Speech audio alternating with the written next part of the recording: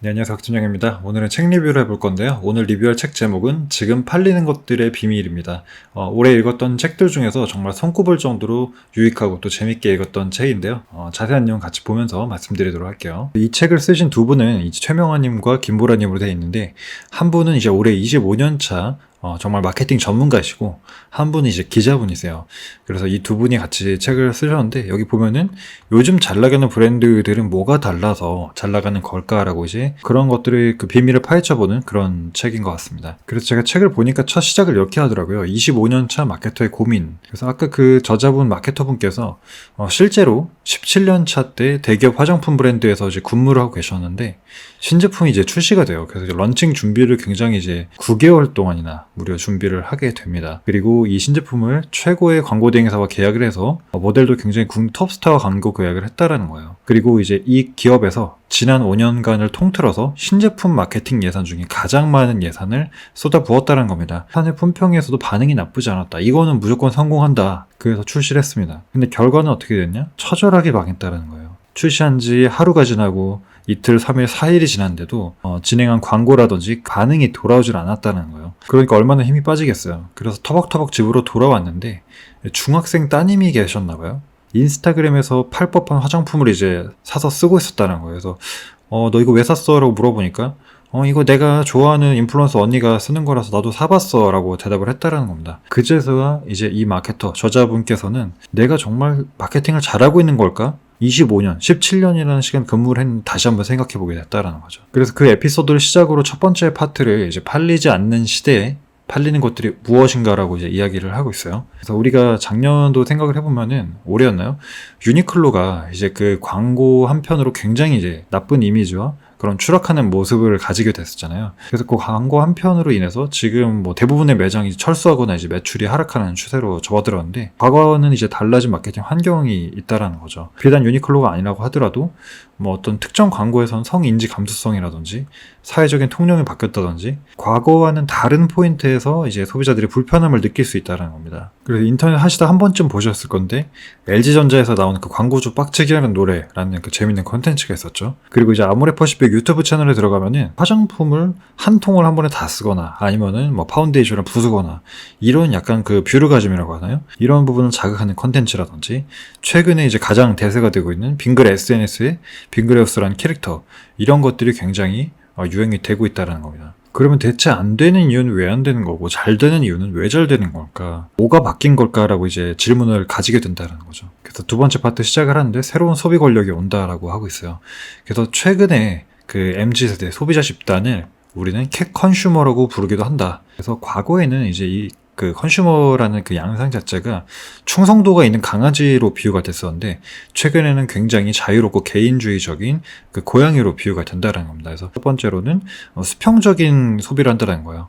그래서 과거에는 브랜드에서 우리 브랜드는 이래요, 이래서 좋아요, 이렇게 주입식 교육을 시켰다고 하면, 이제는 고객이 그걸 판단한다는 거죠. 그리고 고객이 직접 그 브랜드에 대해서 평가를 한다는 겁니다. 그리고 이제 고객은 예전처럼 한 브랜드만 평생 사랑하는 게 아니에요. 그래서 이것저것 쓰다가 이 제품이야말로 나하고 잘 맞는 것 같다라고 이제 생각이 되면 그제서 이제 입덕을 하는데, 대표적인 게 이제 화장품 카테고리가 그렇죠. 그리고 지루한 걸 싫어한다. 남들하고 똑같은 거는 물론이고 조금 나만의 작더라도 특별한 무언가를 원한다는 거죠. 그래서 우리가 주변에서 요즘 많이 찾아볼 수 있는 게 뭐 곰표라든지 이런 콜라보, 어떤 특정 브랜드와 이종 업종 간의 이런 콜라보 활동 많이 볼 수 있고, 그래서 결론적으로는 다 만들어져 나온 완성품, 완성형의 제품보다는, 그런 브랜드보다는 내가 함께 그 안에서 참여하고 끼어들 여백이 있는 그런 브랜드를 좀 더 선호한다. 이렇게 정리할 수 있겠습니다. 그래서 두 번째 파트에서는 MZ세대의 특성을 하나하나씩 이제 짚어가고 있는데, 또 하나의 대표적인 특성이 하면 된다가 아니라 되면 한다라는 거예요. 그래서 우리가 최근에 이제 그런 창업이라든지 이런 그 동향을 보면은, 예전에는 우리가 치킨집 한다라고 하면 어땠어요? 이제 직장 다 끝나고 은퇴한 어떤 중장년층이 이제 하는 게 치킨집이다 이렇게 생각을 했는데, 이제는 20대, 30대 점주 비중이 프랜차이즈가 40% 이상이 된다라는 거예요. 그만큼 이제 비중이 올라갔다라는 거고, 그래서 이제 우리 그 MZ세대들은 일단 한번 시작해볼까?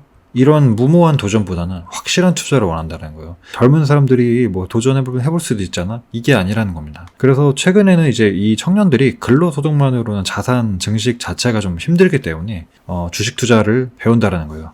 신분 상승을 꾀하기 위해서. 그래서 6대 증권사의 신규 계좌 절반 이상이 젊은 세대다. 그래서 저도 얼마 전에 그 서점을 갔었는데 그 서점에서 베스트셀러 10권 중에 두세 권, 세네 권 이상이 주식, 돈 버는 책 그런 내용이었던 것 같아요. MZ세대의 특성은 또 있죠. 연결을 원하지만 구속받기는 싫다. 참 이게 아이러니한 부분이긴 한데 우리가 혼자 하는 그런 문화들이 굉장히 많이 이제 보편화됐죠. 혼술, 혼밥, 혼영, 혼캠. 그래서 집 안에서 뭔가 즐기는 홈 루덴스족이 되기도 하고 우리가 밖에서 누군가를 만나더라도 예전에 우리가 동아리나 모임하면 어때요? 뭐 볼링 한번 치고 술 마시러 갑시다. 뭐 축구 한 게임 치고 술 마시러 갑시다. 이런 식이었는데 이제 친목 중심이 아니라 목적 중심. 정말 난 달리기가 너무 하고 싶어. 근데 같이 할 사람이 필요해.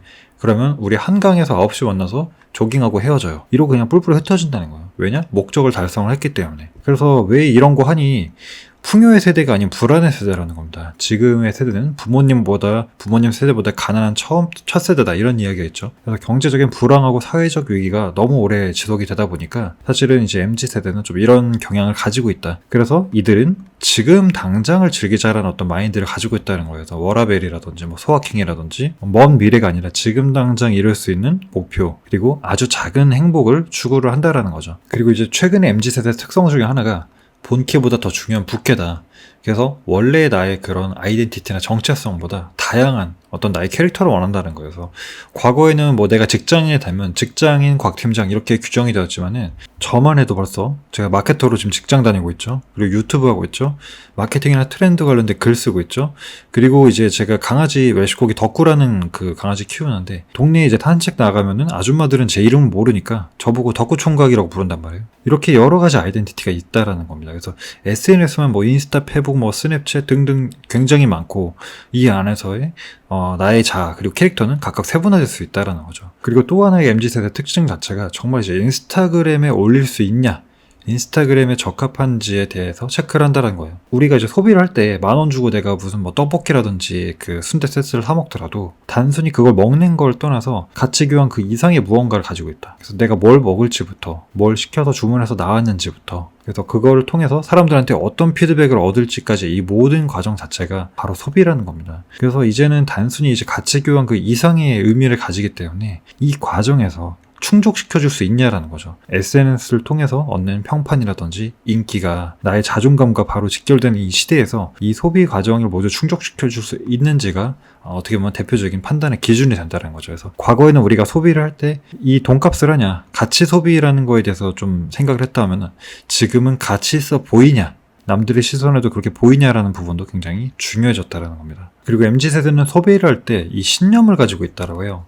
그래서 우리가 예전에는 그냥 뭐 내가 좋아하는 브랜드가 있을 수도 있고 싫어하는 브랜드 있을 수도 있는데 이제는 그걸 넘어서서 사회적인 신념을 집어넣는다는 거죠. 그래서 우리가 한국을 강타한 일본 불매운동 아직까지 유효하죠. 그리고 우리가 미국에서 얼마 전에 인종차별 반대 시위가 발생을 했을 때 이것을 지지하는 브랜드에 대해서 굉장히 이제 소비자가 높게 사고 호응을 하는 그런 모습을 볼 수 있었다는 거예요. 그리고 나이키에서 이제 최근에 모델을 보면은 뭐 국내에서도 그렇지만 해외에서도 어떤 44 사이즈라든지 깡마른 혹은 뭐 진짜 뭐 늘씬한 이런 모델보다는 우리 주위에서 흔히 볼 수 있는 보편적인 평범한 그런 모델들을 이제 선호하기 시작했다는 거죠. 어떤 개인의 신념을 넘어서 사회적 신념, 환경에 미치는 영향까지 고려해서 이제 소비를 하는 그런 경향을 가지고 있다 해서 기업 입장에서는 이런 소셜 임팩트, 영향력과 책임, 권한 이런 거에 대해서 신경을 조금 더 쓰지 않을 수밖에 없게 되었다. 이렇게 이야기할 수 있겠습니다. 그래서 우리가 앞에서 요즘 최근에 먹히는 마케팅과 MZ세대들이 어떤 특성을 가지고 있는지에 대해서 알아봤다고 하면은 이제 3번 파트에서는 그러면 실제적으로 우리가 마케팅이라든지 그 판매 행위를 할 때 이 MZ세대가 열광하는 코드 이런 것들은 어떤 것이 있는지에 대한 실제적인 이야기로 좀 더 들어오고 있어요. 첫 번째로는 오프라인 매장에 대한 이야기입니다. 그래서 우리가 최근에는 온라인 디지털 이커머스 시대이기 때문에 오프라인 매장 필요 없지 않냐 이렇게 생각을 하는데 반대라는 거예요.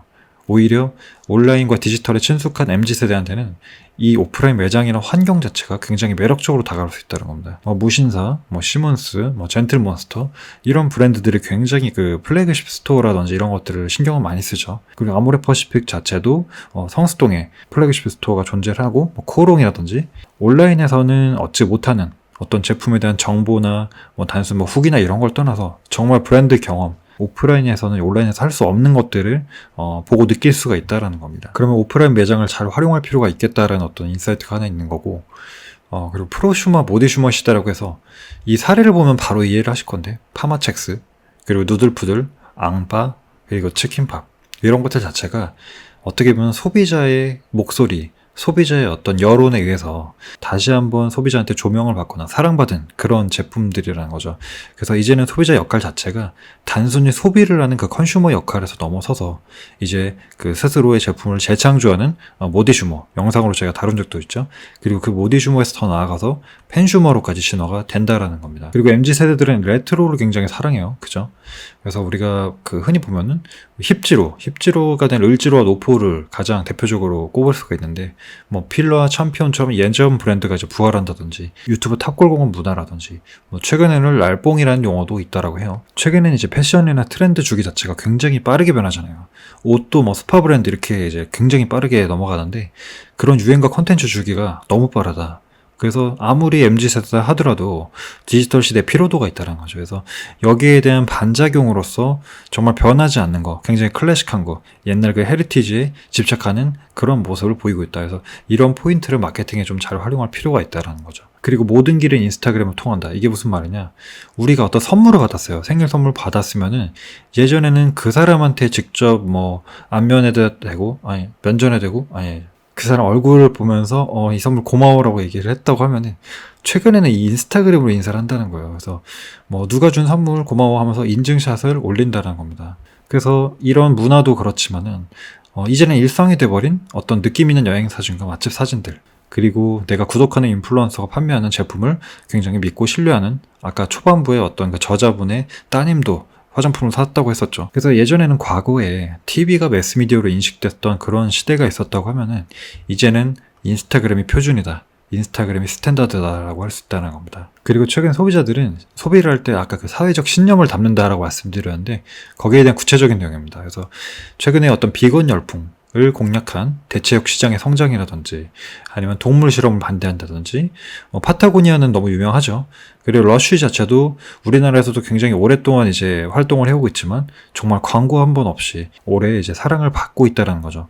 그래서 이제는 공공의 이익과 영향력까지도 MZ세대한테는 소비를 할 때 결정한 요인, 이제 매력 요인으로 작용을 한다 해서 이런 부분도 마케팅할 때 고려할 필요가 있겠다라는 겁니다. 그래서 제가 여기까지 그 책의 총 5가지 파트 중에 3가지 파트를 설명을 해드렸는데, 크게 도서 구조를 요약해보면 이렇습니다. 첫 번째로는 지금 시대에 통하는 건 뭐냐, 팔리지 않는 시대에 팔리는 브랜드는 뭐냐라는 부분에 대해서 다루고 있고요. 그러면은 그 팔리는 브랜드를 소비하는 MZ세대, 최근 타겟들은 누구야? 어떤 특징을 가지고 있어라고 해서 MZ세대의 어떤 특성을 분석을 해나가는 그런 파트가 있겠고요. 그리고 세 번째가 제가 이제 말씀드렸던 MZ세대의 그러면 소비가 어떤 공통점이 있는지, 어떤 코드와 그 구매 경로는 어떻게 되는지에 대한 분석을 통해서 소비 행동을 알아본다는 거고, 이 이후에는 실제적으로 이런 그 분석들을 통해서 나온 사례, 실제 그래서 성공한 사례들과, 그리고 앞으로 우리 브랜드에서 마케팅을 성공시키려면 어떻게 해야 될까, 실질적인 방법론까지 제시를 하고 있는데, 오늘은 제가 3번 파트까지 소개를 해드렸고 4번과 5번 파트는 더 재미있는 내용들이 많으니까 직접 책으로 한번 만나보시면 좋을 것 같습니다. 그래서 이 책의 결론입니다. 이 책의 결론은 이제 혼란의 시대, 지금 어떻게 보면 마케팅, 전통 마케팅이 먹히지 않는 이 혼란의 시대 속에서 먹히는 것들, 통하는 것들이 무엇이냐, 맥락을 찾자라는 거죠. 그래서 그 맥락의 핵심이 MZ세대, 타겟에 대한 이해인데, 그럼 MZ세대와 7원을 마케팅 전쟁에서 승리하기 위해서 그들을 이해하지 않으면 안 된다. 그래서 대표적으로 이제 이런 욕구가 있다라고 지금 기술을 하고 있는데, 한번 참고로 보시면 좋겠고요. 그래서 제 도서 평가는 이렇습니다. 우선 잘 읽히는가라는 부분에 대해서는 정말 잘 읽혔던 것 같아요. 왜냐면은 마케팅에 대한 실제적인 사례가 정말 단편적이지만 빼곡히 이제 쌓여져 있다 보니까 그런 것들을 하나하나 읽으면서 지루할 틈이 없었던 것 같고, 재미있는가라는 부분에 대해서도 우리가 이제 알고 있었던 그 현상이라 그런 문화에 대해서 사실 표면적인 건 다 알고 있는데 이게 이런 맥락에서 그랬던 거구나라고 이제 깨닫는 그런 재미가 있었던 것 같아요. 그리고 사실은 이런 큐레이션 형태의 책이 어떻게 보면 독창성은 좀 떨어질 수가 있는데, 아무래도 이분이 이제 마케팅을 하셨던 분이고 또 기자분께서 같이 또 정리를 해주시다 보니까 나름대로 짜임새 있게 구성이 잘 된 것 같습니다. 그래서 별 4개를 드렸고요. 그래서 저의 한 줄 총평은 요즘 세대의 분석과 요즘 것들을 매혹시킨 성공을 정의하고 또 그 비법이 뭔가, 비밀을 정말 해킹한 엑기스다. 그래서 요즘 팔리는 것들의 비밀이라는 제목이 참 잘 어울린다라는 생각을 한 책이었습니다. 네, 그래서 책 전체 내용을 보고 싶으신 분들이 많으실 것 같아서 구독자 이벤트를 진행을 합니다. 그래서 영상을 보시고 나서 댓글로 이메일 주소를 남겨주시면은 저희가 추첨을 통해서 총 10분께 출판사에서 책을 보내드리도록 하고요.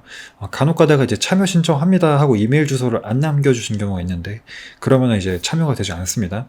그리고 나중에 당첨이 되셨을 때 제가 이제 당첨된 분 이메일 주소로 개인정보를 요청드리고 있는데 역시나 이제 회신을 안 해주시면 또 당첨에서 탈락이 될 수 있기 때문에 이 점 참고하셔서 꼭 이벤트 참여 부탁드리겠습니다. 네, 오늘 영상 시청해주셔서 감사하고요. 영상이 도움되셨거나 유익하셨다면 잊지 말고 채널 구독과 좋아요 부탁드리고 전 다음 영상으로 인사드리겠습니다.